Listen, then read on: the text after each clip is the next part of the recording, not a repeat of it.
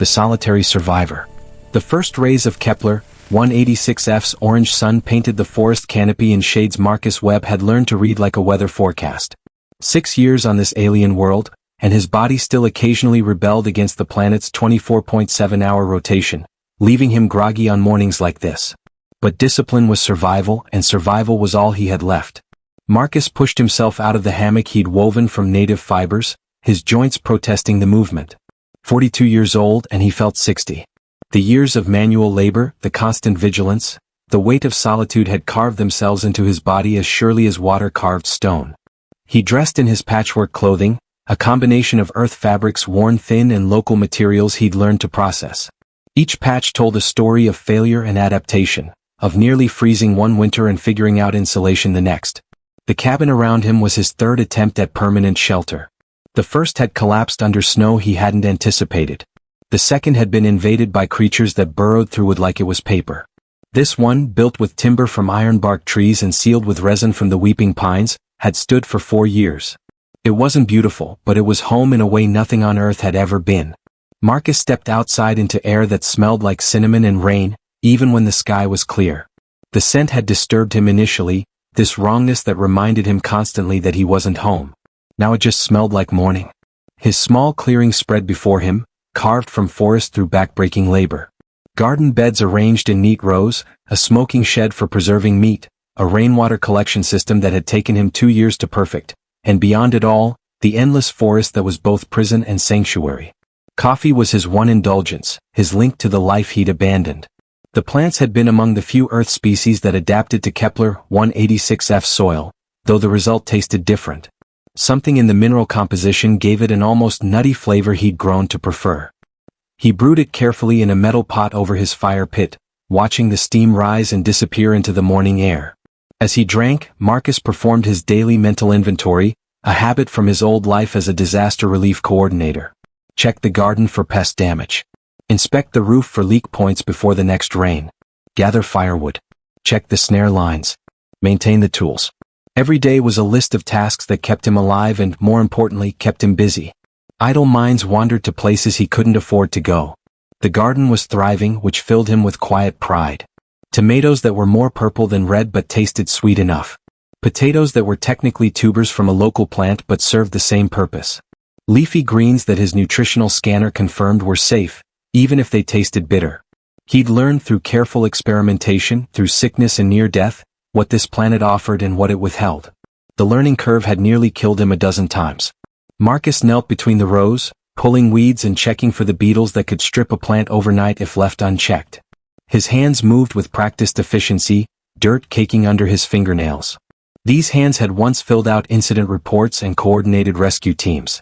Now they knew soil and seeds and the particular angle needed to skin a forest deer without puncturing the intestines. The memory tried to surface, as it always did when his mind wasn't fully occupied. The Caracas operation. The building that wasn't supposed to collapse. The family he'd assured were safe moments before the aftershock hit. Their faces, frozen in trust that turned to terror. He shoved the memory down, focusing instead on the beetle he'd just found, crushing it between his fingers with more force than necessary. By mid-morning, Marcus had moved to his current project, a cold storage pit he was digging near the cabin's north side. The ground was dense with clay, making every shovelful a workout. Sweat soaked through his shirt despite the cool temperature. This was good. Physical exhaustion left less room for thought, less space for the guilt that had driven him across the galaxy to this quarantined world. That feeling crept over him again as he worked, the sensation of being watched. It came and went, this prickle at the back of his neck, this animal awareness of eyes on him. Marcus paused, leaning on his shovel, scanning the tree line. Nothing moved except leaves in the breeze. No sounds beyond the normal forest chatter of creatures he'd learned to identify by call alone.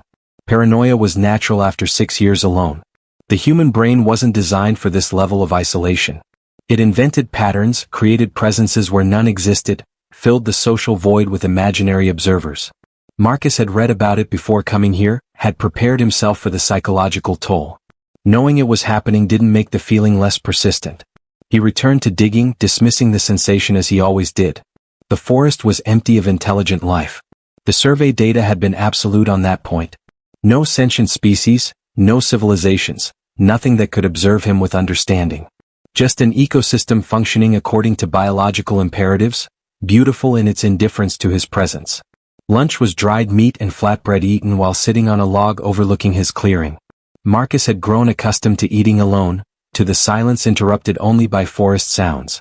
Sometimes he spoke aloud, maintaining his language skills, keeping his voice from atrophy. 6 years, 2 months, 17 days, he said to the empty air. Still alive. Still functional. Still running from ghosts that followed me across the stars. The admission hung in the air, uncomfortably honest. Running. That's what this was, what it had always been. Not healing, not finding peace, just running from consequences he couldn't face and failures he couldn't fix. The family in Caracas was still dead. His assurances to them were still lies, however unintentional.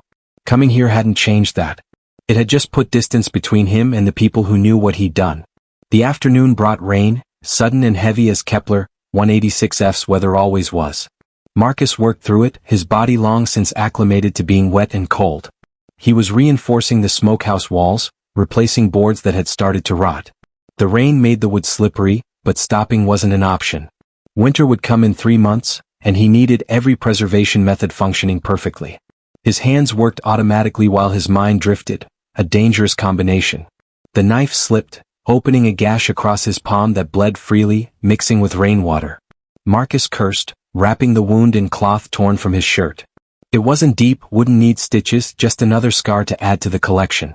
His hands were maps of 6 years' mistakes, each line a lesson learned through pain. He continued working one-handed, the injury a welcome distraction from thoughts that had been circling darker territory. Pain was immediate, demanding attention in a way that memories weren't. Pain was honest. As evening approached and the rain finally stopped, Marcus retreated to his cabin, lighting the oil lamps he'd made from animal fat and woven wicks. The warm light pushed back shadows, made the space feel almost cozy.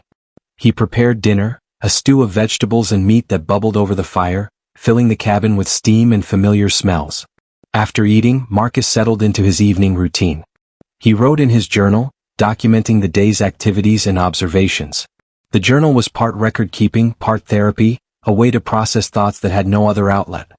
His handwriting had changed over 6 years, becoming looser, less controlled, as if the isolation had worked its way into his penmanship. The feeling of being watched was stronger today, he wrote. Probably just stress. The cold storage project is taking longer than planned, and winter prep always makes me anxious. Need to trust the data. The planet is empty. I'm alone. That's the whole point. He set the journal aside and picked up his harmonica, one of the few items he'd brought from Earth that served no survival purpose.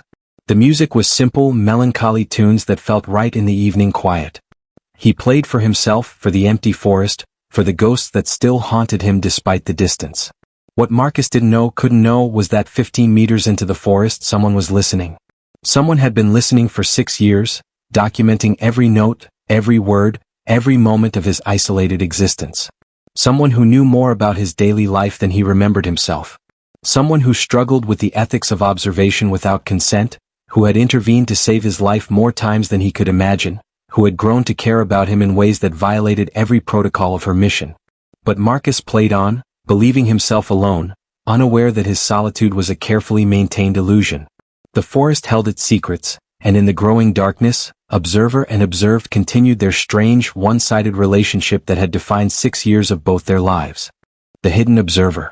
Zara Kelthus adjusted her observation equipment with practiced precision, her silver-tinted fingers moving across controls that would be invisible to human technology. She had occupied this position since before Marcus woke, maintaining surveillance protocols that had become as routine as breathing. 6 years of watching had made her an expert in one human man's existence, and that expertise troubled her more with each passing day. The Silvari were masters of concealment, a necessity born from centuries of unfortunate contact with expansionist species. Their technology operated on principles that human science hadn't yet theorized, using quantum field manipulation and dimensional phasing to render their presence undetectable. Zara's observation post existed partially out of sync with normal spacetime, close enough to see and hear everything, far enough removed to remain completely hidden. She watched Marcus through multispectrum sensors that painted his life in data streams and thermal signatures. Saw him wrap his injured hand, watched the blood seep through the makeshift bandage. Her fingers hovered over controls that could deploy medical nanites, invisible helpers that could speed his healing and prevent infection. She'd used them before, during the fever that had nearly killed him in year 3, during the fall that had cracked 2 ribs in year 4. Each intervention was a violation of observation protocols, and each time she justified it as preserving the research subject. The lie was wearing thin even to herself. "You're monitoring him again," came a voice behind her, speaking in the musical language of the Sylvari that sounded like wind chimes in harmony. Zara didn't turn, recognizing Tavin's tone. Her fellow observer had been assigned to monitor the planet's ecosystem, a task far less complicated than watching a single human exist in isolation. "It's my assignment," Zara replied, keeping her eyes on Marcus as he finished his repair work in the rain. "I'm supposed to monitor him. You're supposed to observe him. There's a difference." Tavin moved closer, his bioluminescent markings flickering with concern. "Observation is detached, clinical. What you're doing looks more like guardianship." Zara's markings flared defensive purple before she could control the response. Sylvari biology made lying difficult when emotions triggered visible color changes. "I'm following protocols. Documenting behavior, environmental impact, adaptation patterns." "You're protecting him. The medical interventions, the predator redirections, that rock slide you destabilized before it could reach his cabin." Tavin's voice was gentle but firm. "Those aren't observation protocols, Zara. Those are caretaking behaviors." She finally turned to face him, her large dark eyes reflecting the equipment's soft glow. Sylvari eyes were adapted for low light, giving them an almost liquid appearance that humans would have found beautiful if they ever saw them. "Would you prefer I let him die? That I document his demise with clinical detachment and file a report about how human isolation experiments end in preventable tragedy?" "I'd prefer you acknowledge that you've become emotionally compromised," Tavin said. 6 years is too long for this kind of assignment. You need to request rotation, let another observer take over before your attachment creates a situation that threatens our secrecy." Zara turned back to her screens, where Marcus was now entering his cabin, dripping wet and bleeding. "No one else knows his patterns like I do. No one else has the baseline data for comparison. Rotating observers now would compromise the research integrity. The research integrity was compromised 3 years ago when you started caring about him more than the data." Tavin sighed, a sound like distant thunder. "I'm not reporting this, Zara. We've been friends too long. But you need to be honest with yourself about what this has become." After Tavin left, Zara sat alone with her observations and her guilt. The Sylvari settlement was 2 kilometers away, hidden beneath a holographic canopy that made it appear as nothing more than natural rock formations. 200 of her people lived there, scientists and observers studying this planet and others, maintaining the careful distance that protected both Sylvari and the species they monitored. The philosophy was ancient, born from mistakes that had cost lives and destroyed civilizations. The Sylvari had once been more open, more willing to make contact with developing species. But intervention, however well-intentioned, had repeatedly led to disaster. Cultures disrupted by technology they weren't ready for. Religions shattered by proof of other intelligences. Wars started over access to Sylvari resources or knowledge. Eventually, the Sylvari had withdrawn, becoming watchers instead of participants, documenters instead of teachers. But the philosophy created its own ethical problems, questions that Zara had never fully confronted until Marcus. Observation without consent was surveillance by another name. Documenting someone's life without their knowledge was a violation of autonomy, regardless of scientific justification. And the longer she watched, the more the violation weighed on her. She brought up her report file, 6 years of detailed documentation. Marcus's daily routines, his psychological state inferred from behavior, his adaptation strategies, his moments of strength and breakdown. She knew when he had nightmares, what triggered his guilt spirals, how he talked to himself when processing trauma. She knew him more intimately than anyone had a right to know another person, and he didn't even know she existed. The evening deepened, and Zara watched Marcus eat his solitary dinner, write in his journal, play his harmonica. She'd included audio recordings in her reports, justifying it as cultural documentation. The truth was she found his music beautiful, these simple melodies that carried such loneliness they made her chest ache in sympathetic pain. Her people didn't use music the way humans did. Sylvari communication was partially musical, their language incorporating tones and harmonics that carried emotional context. But human music was different, pure expression without linguistic function, and Marcus's playing spoke of isolation and grief in ways that transcended species barriers. Zara had learned human emotional expressions through 6 years of observation. Knew that the way Marcus's shoulders slumped meant exhaustion not just physical but spiritual. Knew that the particular expression he wore while journaling meant he was wrestling with memories from before. Knew the difference between his coping adequately face and his barely holding together face. Tonight was the latter, and it hurt to witness. "I should tell him," she said aloud in Sylvari, her voice echoing in the small observation chamber. "He deserves to know." But knowing would destroy everything. Would shatter his understanding of 6 years spent in what he believed was complete solitude.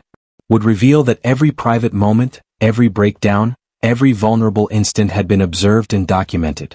Would transform his sanctuary into a surveillance state, his isolation into performance, his healing into exhibited trauma. And it would expose the Sylvari to human attention, potentially bringing exactly the kind of contact situation her people had spent centuries avoiding. One human knowing was one thing. But Marcus would want to return to Earth eventually, would carry the knowledge of Sylvari existence with him, and that knowledge could unravel millennia of careful secrecy. Zara pulled up older files, reviewing her reports from the first year when Marcus had nearly died repeatedly from inexperience. She'd watched him eat poisonous plants and documented the resulting illness with clinical precision, only intervening when his vital signs indicated genuine danger. She'd observed him struggle with shelter construction, with fire-making, with the basic survival skills he'd possessed only theoretically when he arrived. The most painful files were the ones documenting his emotional state. The nights he'd screamed himself awake from nightmares. The days he'd sat motionless for hours, paralyzed by depression. The time he'd stood at the edge of a cliff for 20 minutes while Zara prepared emergency intervention protocols, terrified he might jump, relieved beyond measure when he'd finally stepped back. He'd come here to heal, to escape guilt he couldn't process in civilization. And in some ways he had healed. The nightmares were less frequent now. The paralyzed days almost never happened anymore. He'd built a life here, found purpose in survival, created meaning in the daily tasks that kept him alive. Watching that transformation had been the most rewarding aspect of Zara's assignment and the most ethically troubling. She'd helped him heal by remaining hidden. Her secret interventions had kept him alive through the learning curve, had prevented deaths that would have ended his journey before healing could occur. But she'd also stolen his autonomy, his privacy, his right to struggle and succeed or fail on his own terms. She'd made his isolation a lie while telling herself it was for his protection. The night deepened and Marcus's heat signature showed him moving toward sleep. Zara knew the pattern. He'd wake twice, probably from nightmares, would eventually achieve fitful rest that wasn't quite sufficient. She'd maintain watch, ensuring no predators approached the cabin, monitoring for environmental dangers, protecting him while he slept unaware of her existence. "This can't continue," she whispered, but she'd said the same thing many nights before and continued anyway. Because stopping meant either letting him die or revealing herself, and neither option was acceptable. So she maintained the deception, documented the violation, cared for him in secret while telling herself professional detachment was still possible. A notification chimed softly. The council was requesting updated reports, asking the same questions they'd asked for 6 years. Did Marcus's presence threaten the ecosystem? Did his activities justify revealing Sylvari existence to human authorities? Should they intervene, remove him, or continue observation? Zara's responses had always protected him. Minimal environmental impact. No justification for intervention. Continue observation. But the questions were becoming more pointed, the council less patient with indefinite monitoring. Eventually, they'd demand a conclusion, require her to recommend action that would either remove Marcus from the planet or reveal Sylvari presence to him directly. She began drafting her latest report, choosing words carefully. Subject continues adaptation with increasing competence. Environmental impact remains negligible. Psychological state shows improvement over previous assessment periods. Recommend continued observation without intervention. What she didn't write was that she cared about him. That watching him struggle and persist and slowly heal had created attachment that violated every principle of detached observation. That she sometimes imagined revealing herself, wondered how he'd react, fantasized about conversations that could never happen without destroying the research validity and potentially exposing her entire civilization to human contact. Marcus's harmonica playing drifted through her audio sensors, a melody she'd heard before. He played it on difficult nights, this particular sequence of notes that sounded like longing transformed into music. Zara closed her eyes, letting the sound wash over her, allowing herself this moment of connection that was entirely one-sided. "I'm sorry," she said softly in Sylvari, words he'd never hear. I'm sorry for watching without permission. For knowing you without being known. For caring about you while maintaining the deception that lets me pretend this is ethical research instead of systematic violation of your privacy and autonomy. The music continued and Zara continued her watch. This observer who'd crossed boundaries she couldn't uncross, who'd become entangled in the life of someone who didn't know she existed, who carried guilt about surveillance while justifying it as protection. The forest existed around them both, indifferent to their complicated dynamic, and in spaces separated by 15 meters and 6 years of systematic deception, a human and a Sylvari continued the strangest relationship either would ever have. Tomorrow Marcus would wake and work and survive another day in his chosen isolation. And Zara would be there, watching, documenting, protecting, caring in ways he'd never know about.